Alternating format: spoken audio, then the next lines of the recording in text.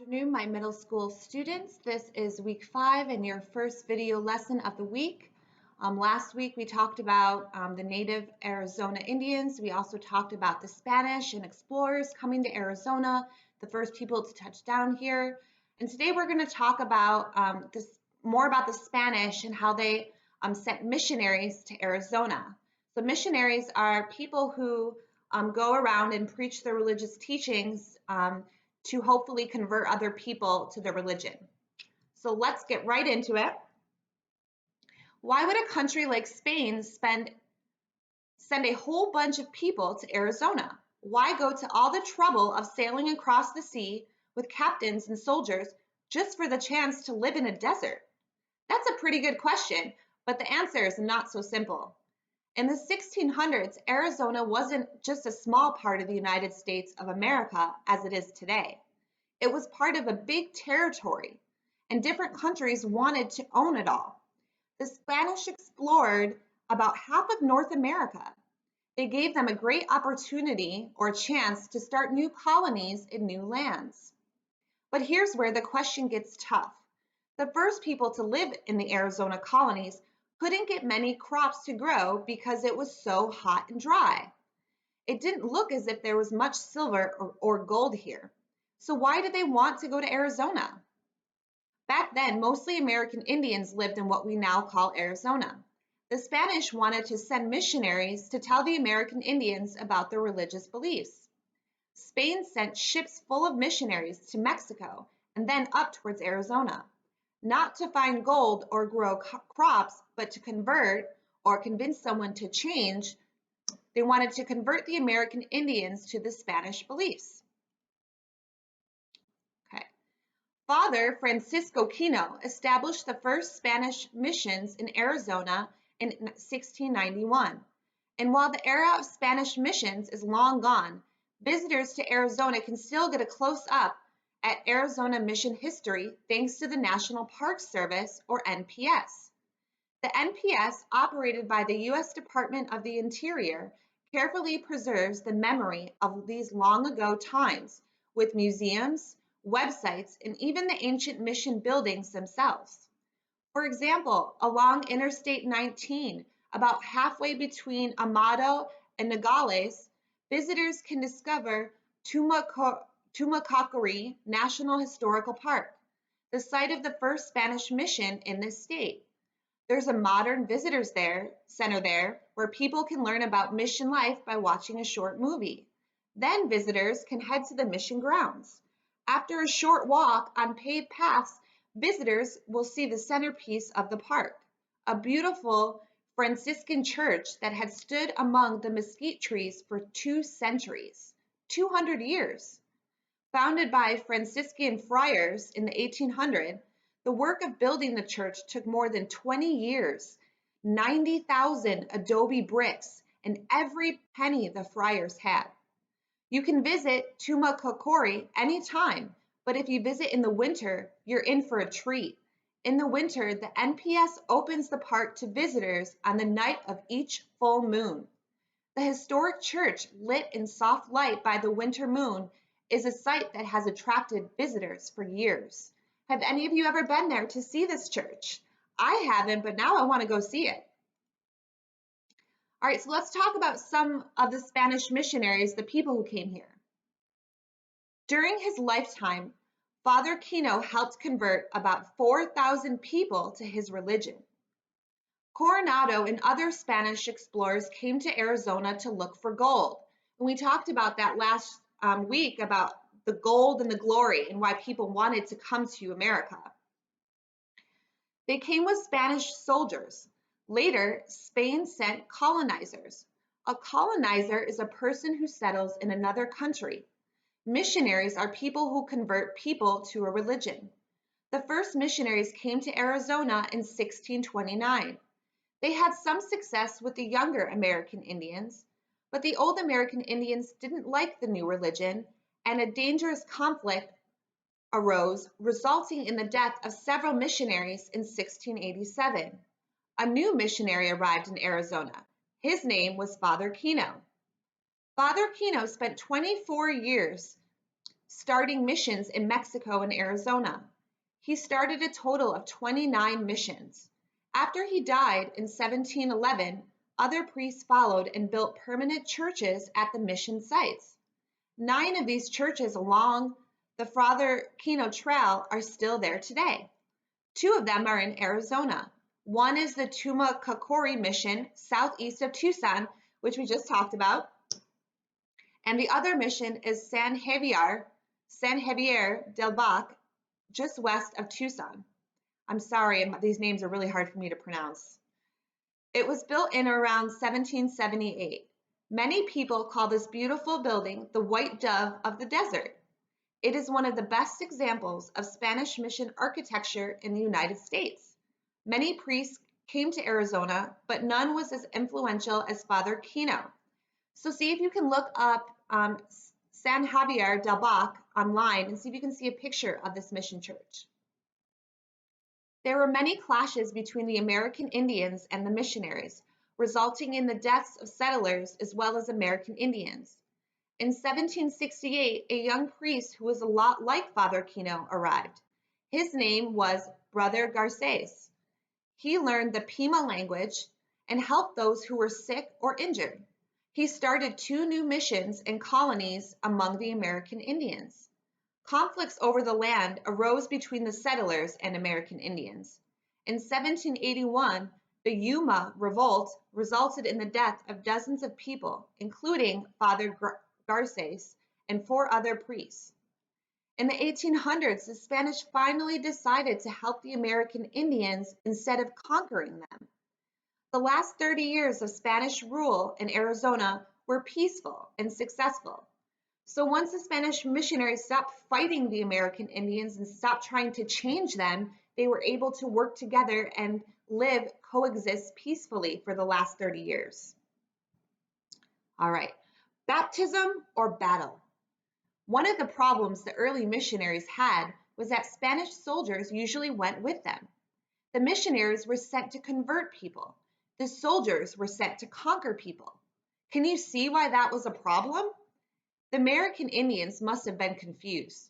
While the missionaries tried to teach them about peace and faith, the soldiers tried to take their land by force and enslave them. Father Kino taught more than Christianity, though. He believed that it was easier for people to listen to someone preach and teach if they were not hungry. He taught them alternative ways to grow crops. He brought in new foods, such as citrus fruits and grapes.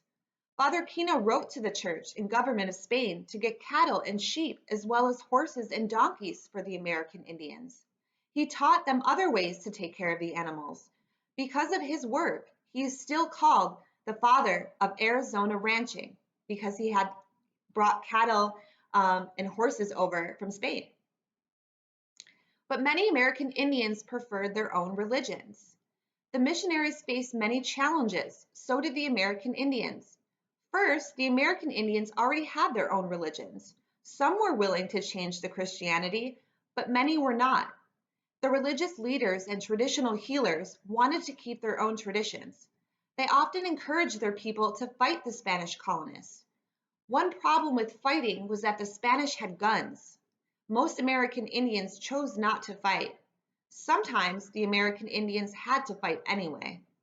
While some missionaries and Spanish soldiers died, they killed more American Indians. One battle was fought because the missionaries tried to get the American Indians to change their marriage rules. Some American Indian men had many wives, which the missionaries didn't like. 5 missionaries died in that battle. The Spanish responded by killing an unknown number of American Indians and destroying their villages and crops. Not very peaceful. So is Baja California an island or a peninsula? Think about the geography terms. What is a peninsula? A peninsula is land with water on 3 sides. So Florida would be an example of a peninsula, okay? So would Alaska. So do we consider Baja California an island or a peninsula? Father Kino spent some time exploring. He made good maps of most of the places he went.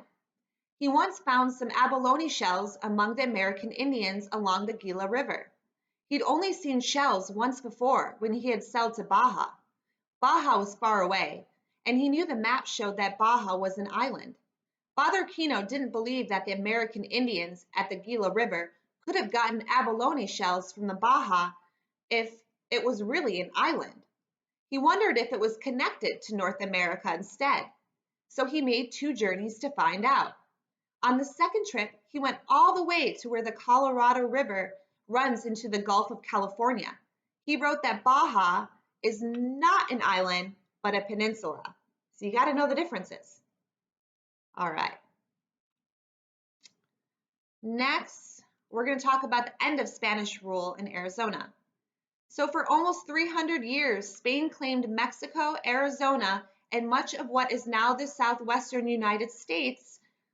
The Spanish built presidios, or forts, to protect their claims.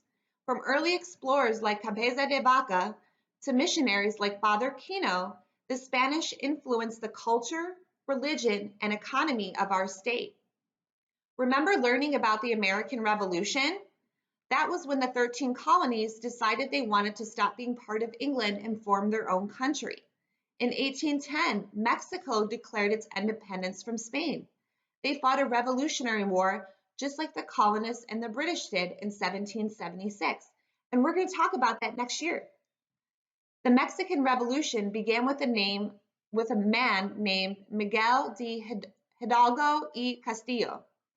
On September 16, 1810, Hidalgo called the villagers of Dolores, Mexico together and asked them to join in his fight against the Spanish government. September 16th is celebrated as Independence Day in Mexico. The war lasted until 1821. It took 11 years and many people died, but Mexico finally became an independent country. That gave Mexico control of the land that later became the southwestern United States. How do you think life in Arizona would be different if Spain had won that war instead of Mexico? We might be all living in Mexican territory or Spanish territory. All right, let's talk about the Ride of Mercy. A messenger came for Father Kino while he was leading a mass at sunrise. The messenger said a native had been sentenced to death by whipping for committing a minor crime. The village where this was going to happen was many miles away, and Father Kino was 55 years old at the time. Still, he climbed on his horse and rode 62 miles cross-country because the crooked roads would take too long. Father Kino slept for a short while, but early the next morning, he rode the last 8 miles and rescued the man. So that's why they call it the Ride of Mercy. He saw mercy for the man being accused and wanted to rescue him. He showed him mercy. All right. Last thing we're going to talk about is, or second to last thing we're going to talk about is what 2 people did Arizona honor in the National Statuary Hall? A statuary is a collection of statues. One was John C. Greenway, a great Arizona businessman in the early part of the 1900s. Who was the other person honored?